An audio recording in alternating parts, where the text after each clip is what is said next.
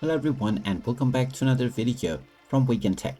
In this video, I'm going to show you how to download and install the Coin98 wallet application on your Android device. So let's get started right away. First of all, open up the Google Play Store on your Android device, and once you open it up, just tap on the search box and then type in Coin98 and start your search.